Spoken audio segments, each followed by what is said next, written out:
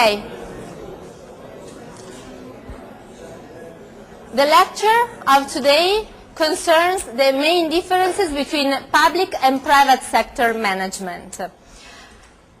First of all, are there differences between public sector and private sector? Are those two sectors the only ones we should consider? Or are there other sectors in between, which we see is the case? Second question, do public managers and private managers have different tasks?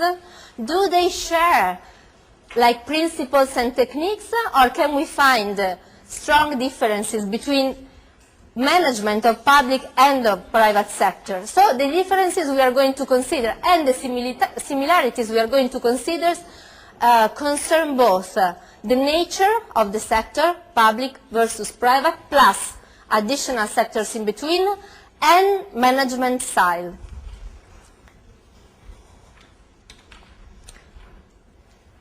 If we want to sum up the main differences and similarities between the public and private sector, certainly we have one feature, which is the feature of being coercive. So public sector has this feature which private sector does not have, right? Coercive meaning what?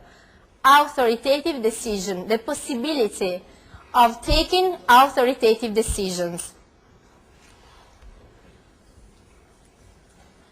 On the other hand, private sector managers do have an additional feature, which is arbitrary, the possibility of being arbitrary. If you want to make a bid in the public sector, if you want to buy something, what we call public procurement in the public sector, can you decide to buy something from you just because, I like you, I like your way of doing business? No. I have to make sure that in public sector procurement, when public sector buys something from private or from public suppliers, there is the attribute of transparency and also of equity, meaning that all the suppliers should be on equal foot with respect to the public sector. In the private sector, if Mr. Barilla want to buy whichever quantity of grain from a private producer, Mr. Barilla can decide just to go ahead and buy, no matter which is the price, no matter which is the nature, no matter which is the status, the legal status of the supplier.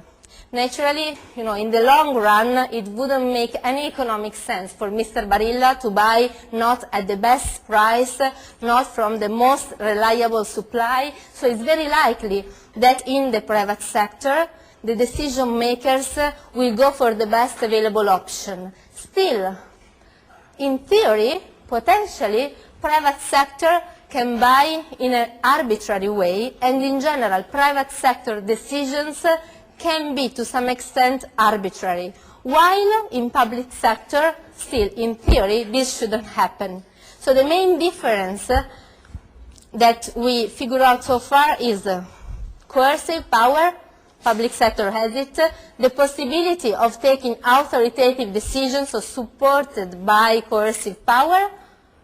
On the other hand, the possibility of being arbitrary. Okay? Another very important distinction between public and private sector rely in the kind, or in the nature and in the quantity of stakeholders. The public versus the private sector must be accountable to. In the case of public sector, public managers, when taking decisions and when implementing public decisions, must be accountable to a variety of stakeholders, namely politicians, so elected officials, and also citizens, businesses, and naturally NGOs, non-governmental organizations, and other public sector agencies. In the case of private sector, oversimplifying, we can say that businesses, private sector managers are accountable only to shareholders.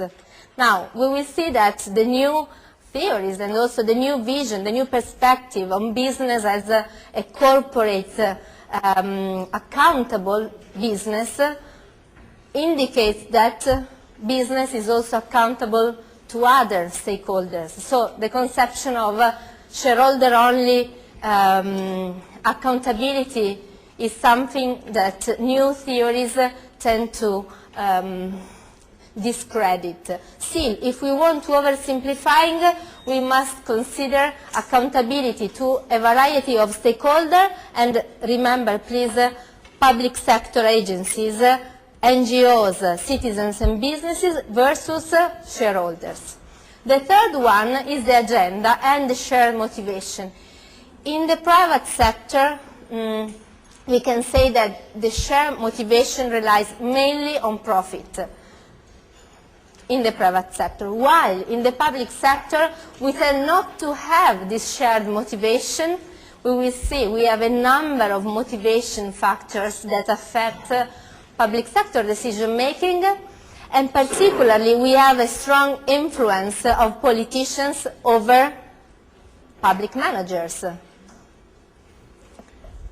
And last, but definitely not least, so a problem that also in the lectures of Professor Reichard is very common. You will see that most of the literature and most of the scholars' work about public management is focused on the problem of the lack of a suitable measurement. So public sector really lacks one only measurement system, while private sector relying on business as an indicator, like a bottom line indicator of the business performance, does not share this problem. So in the private sector you have profit, which to some extent is the indicator of the business success or insuccess, while in the public sector you lack this common measurement.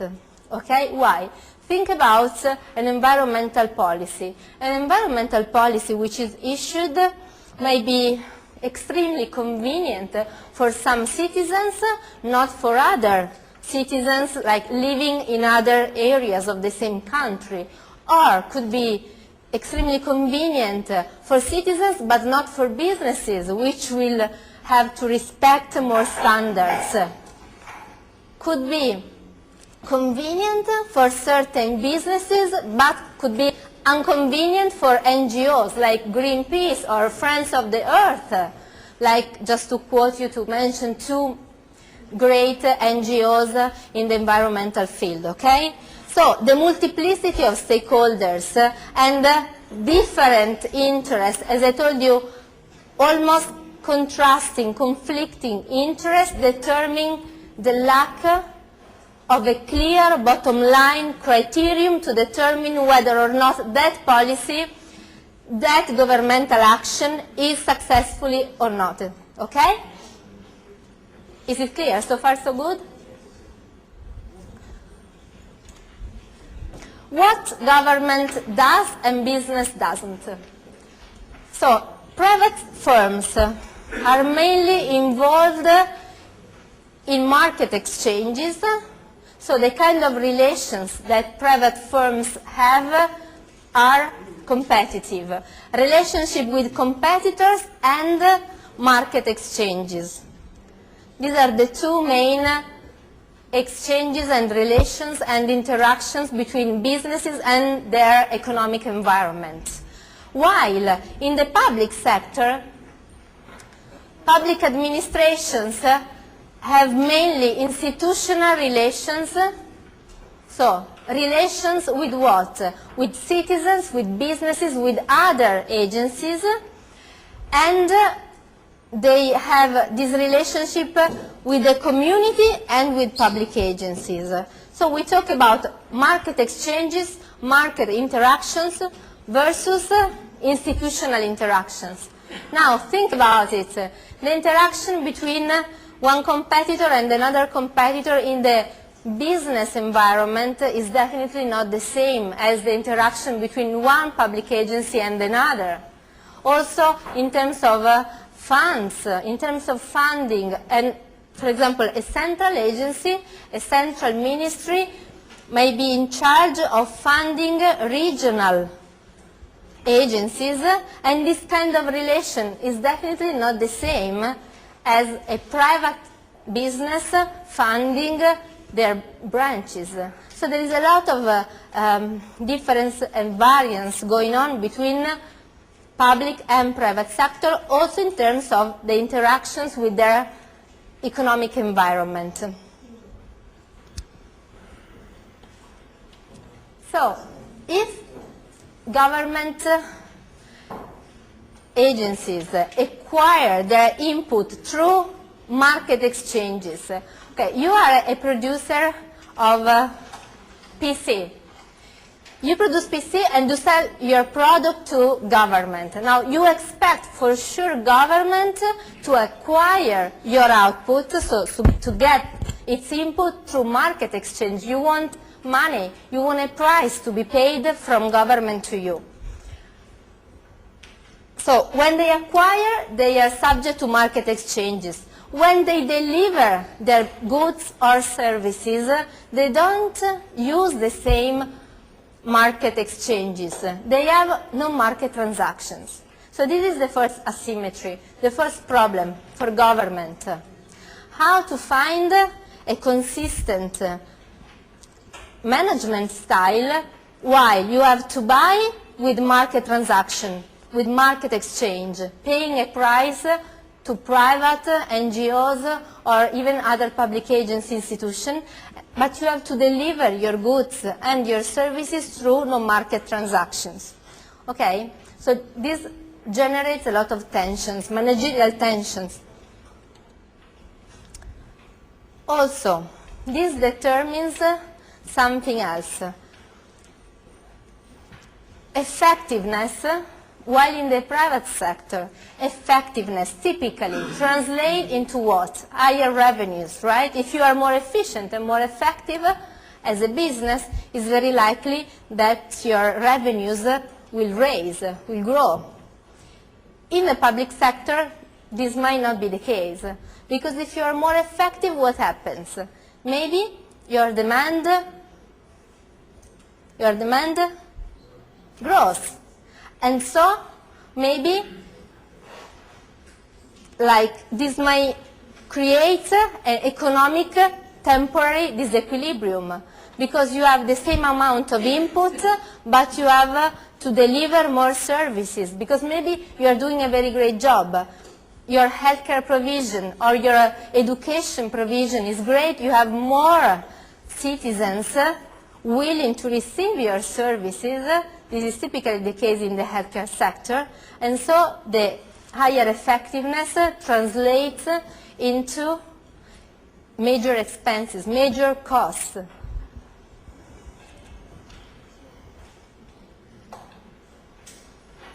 Now, what happens when the demand for services exceeds the efficient level?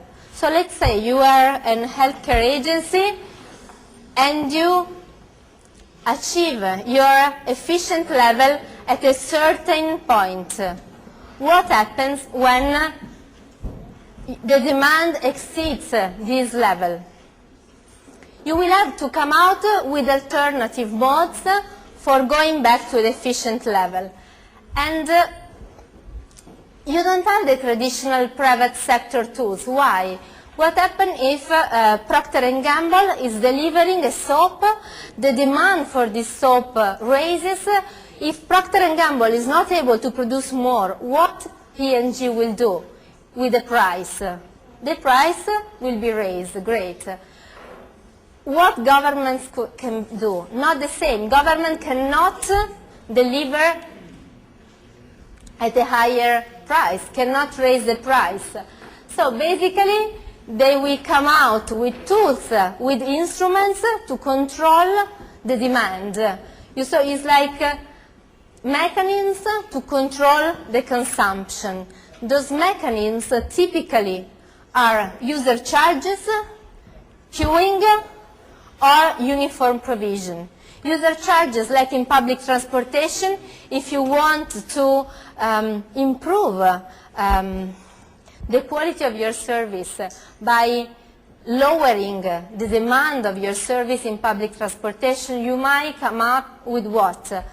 With user charges, so that this might disincentive part of your citizens.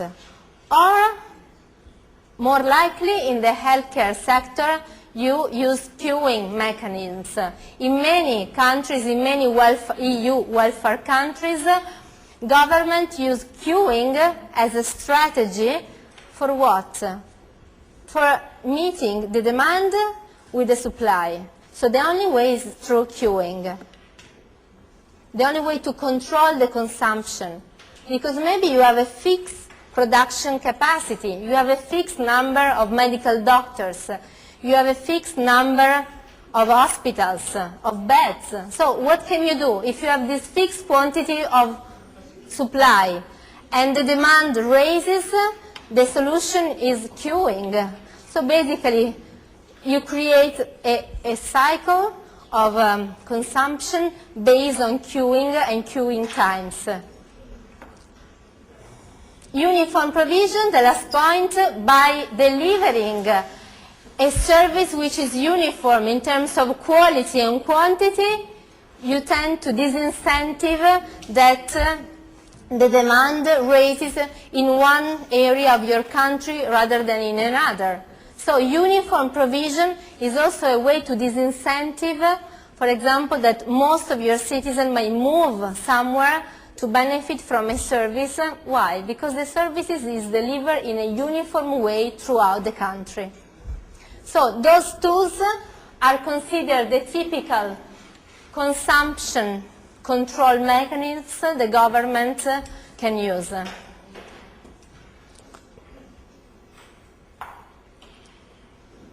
Now, let's move to another set of main differences between government and business. Now, if we are talking about business and customer, business like Esselunga and customer, are they dependent? Not really.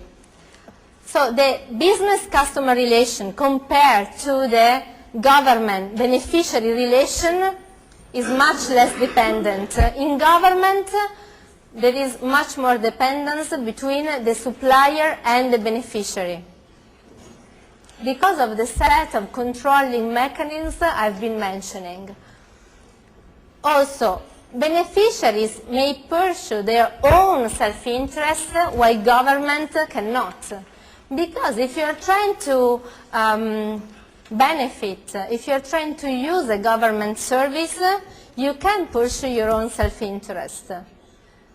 But government, which is delivering the service, is supposed to be equal and neutral. So you are not on equal footing. However, government does have the coercive power, and in some sectors, government has the monopoly power. So de facto, even though you can pursue your own self-interest, government cannot, still government has the coercive or monopoly power, and this tends to create an equilibrium between the two players we are considering. Also, services are provided free of charge when they are consumed. So basically, the prices are set by the government, and we talk about tariff. Tariff is different from price. Why tariff and price is different? Because typically, price is the quantity of money which perfectly matches in a market, in an efficient market, the good or the service we are delivering. While if we are talking about a tariff, the tariff might be more or less than the price. It depends also from social and political considerations. For example, when you use the public transportation, the €1 tariff for the subway is not exactly the price of the service you are using, because part of this infrastructure is funded with the taxation. So you are already contributing to creating the infrastructure, for example, through taxation, and then you are using the tariff only for typically for the variable cost of that service. So tariff and price are different. Now let's see what the attribute of publicness can be like. So which are the areas in which we really see that there is an attribute of being public? Why being public is different from being private? According to Bocconi, which is an author I would like you to remember, one first feature of being public is in the organizational environments. So public organizations have an environment which is different from private one in terms of what? If you look at an organizational chart of IBM and of a ministry or of a municipality, as we will see in the lecture on public sector organization management, you will see how many differences you can find. But also, organizational goals. As I mentioned, we are assuming the public sector pursue what? The public interest, the public good. In the first lecture, we consider what is the public good, what is public interest. So the ability for government to create, to take a collective, authoritative decision which try to solve the conflicting interests of all the stakeholders. So in terms of organizational goals, public and private are definitely different. Then we have organizational structures, which are different in the public versus in the private sector. And later on I will show you an example. Plus organizational values.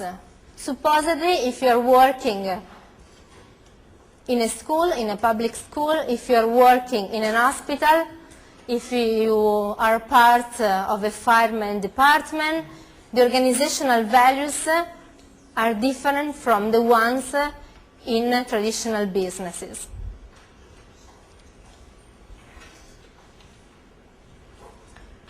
Now, why in the history of the last decades we are witnessing a deep change in the society and in the economy?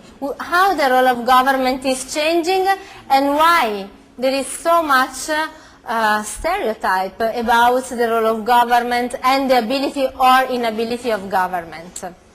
Now, Mintzberg, in the reading that I suggest you to read, actually I'm asking you to read, mention a shift from the triumph of capitalism of the 80s to the triumph of balance. The triumph of balance between what? Between public sector, private sector, and most important, between the sectors in between.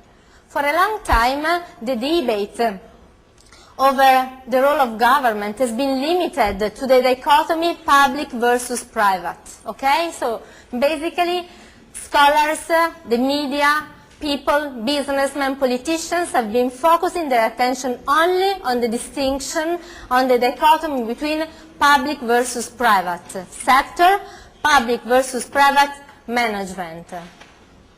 What can we add? Are there other sectors? Are there other values? Are there other organizational forms? Yes. Definitely we can mention at least two sectors in between which play a major role.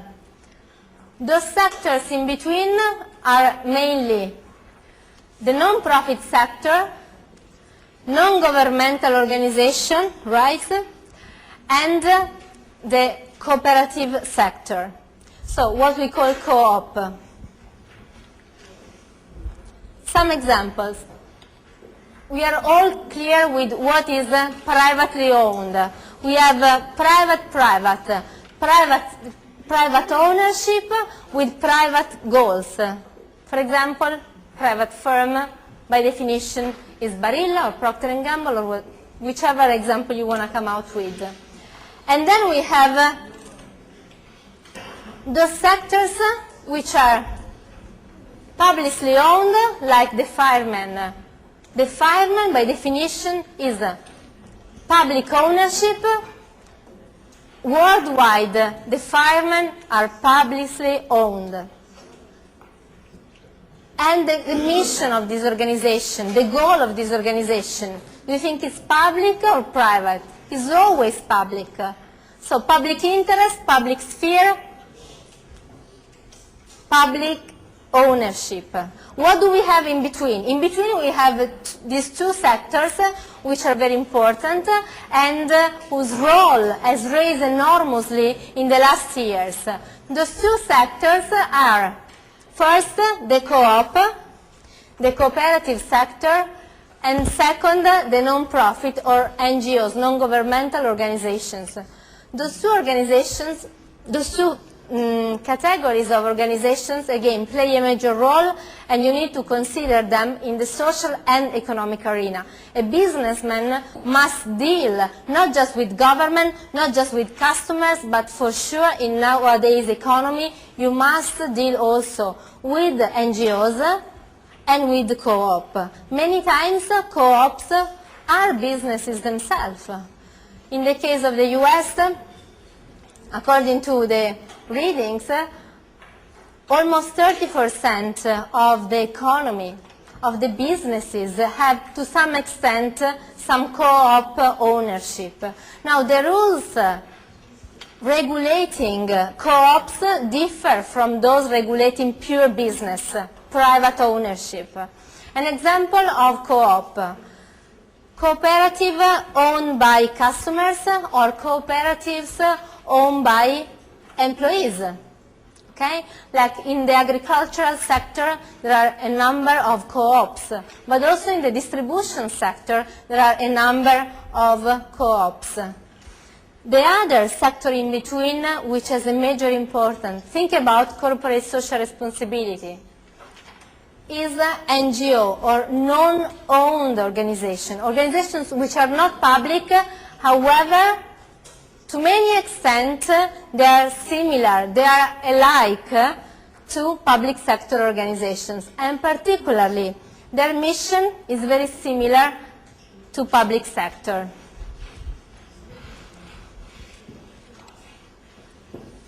Now, which are the myths of management which do not apply to private sector? We will see on Wednesday that in the 80s, 90s, new public management, a new, let's say, age of public sector management really focused on emulating public sector management, on borrowing public sector management principle from the private sector. So between 85, let's say, and 2000, in developed countries and then in developing countries, many efforts have been aimed at borrowing management techniques from the private sector. Many efforts also toward privatization, many efforts toward deregulation. Now, you have always to remember that not all the private sector principles can be imported in the public sector. So it's not possible simply to borrow without a critical approach private sector principles into public sector management. And particularly, some principles do not apply to governmental agencies. First, that particular activities can be isolated. Most of what public sector delivers cannot be isolated. So most of public sector activities come from a network of policymakers, a network of civil servants and different agencies which are working for the final user, for the citizen, business, or for another public sector agency. So basically, you have coordination, strict coordination among agencies, and this coordination does not allow you to consider public sector and public sector management tasks individually, separately. Second, performance in the public sector, as much as in the private sector, can be evaluated in an objective manner. Do you think that's the case in the public sector? No. As I mentioned, you have a number of activities which, from a purely economic point of view, do not make any sense. So you cannot really properly evaluate those activities from an economic standpoint, or maybe those activities and those policies are convenient for one target, but are completely inconvenient for the rest of the population. So basically it is very difficult to measure objectively and to evaluate public sector activities.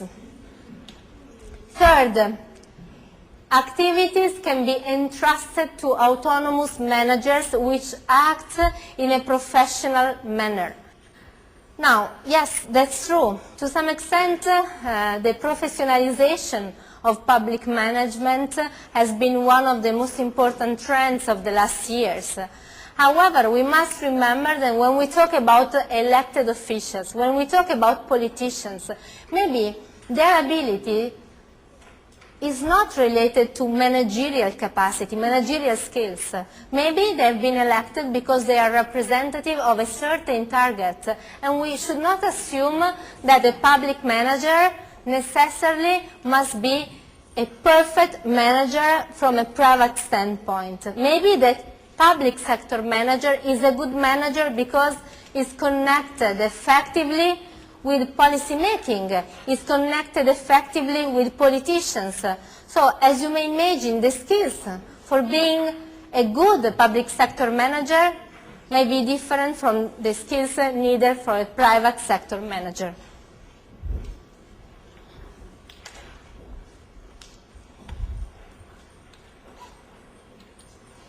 So, let's see some of the possible organizational forms that public sector has. The government machine model. The government machine model is the traditional form of government. According to the government machine model, public sector agencies are working in a very hierarchical manner. So you have a top-down approach, and you have a command and control kind of management in public sector, okay? According to the government machine model, again, hierarchical top-down way of managing plus control as the strategy, as the managerial ability managers are expected to exert. Controlling, top-down, hierarchical, very traditional form of government. And then we have the government network model, which you might have also considered in the private sector. So the network is one of the latest and the most important approach to management in public and private sector. According to the network model, the top-down approach does not necessarily work. So in order for government to work, to function effectively, government really needs also other stakeholders to be included in the policy making and in the policy implementation.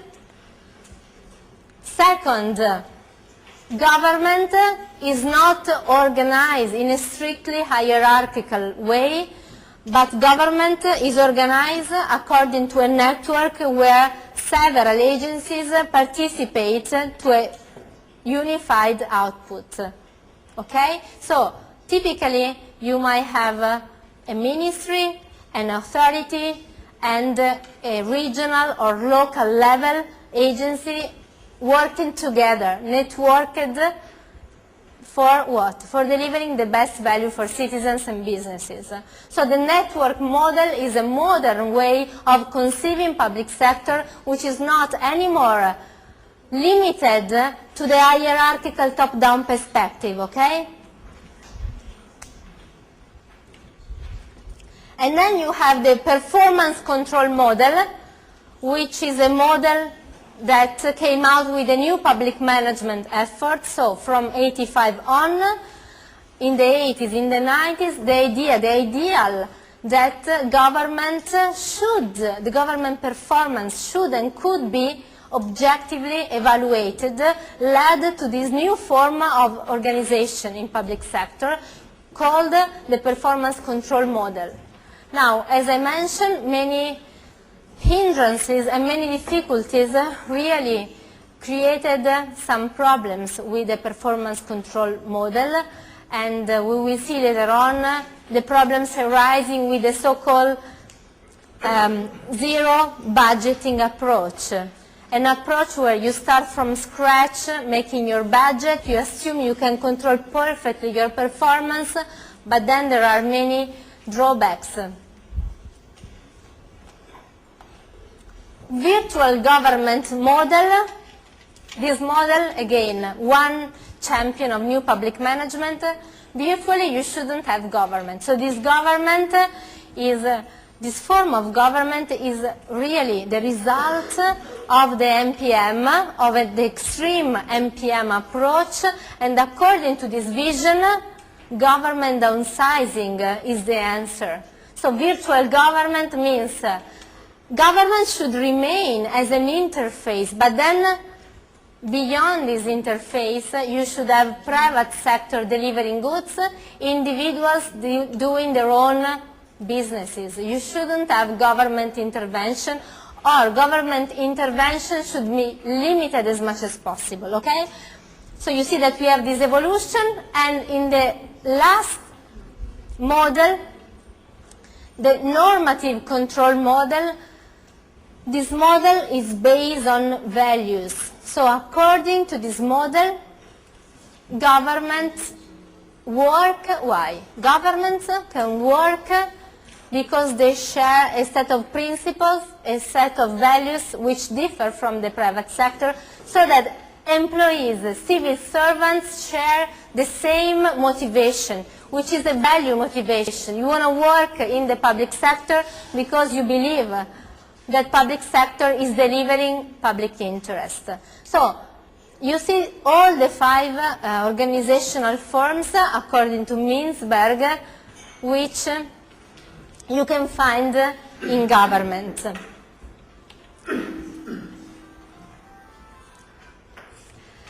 Now, government is a very eclectic system. So basically, we consider only 5 possible models. There are many, virtually there are many models which are available.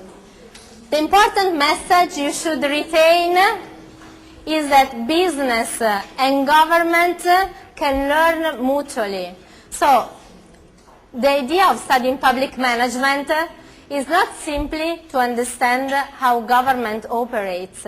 How government operates is crucial for a modern manager, because you will have to interact with government, because government regulates business, right? Government delivers services to businesses. Government can be your client and your customer, depending on whether you are Accenture or you are Procter & Gamble. And more, government can be your partner, as we will see in public-private partnerships. But also, public management can be interesting for a manager, because private sector managers can learn out of the complexity of managing the public sector a great deal. So I think that you should consider those 2 advantages. Now, the references for this part are Mintzberg plus Hughes. Consider that the page number are related to the original author name.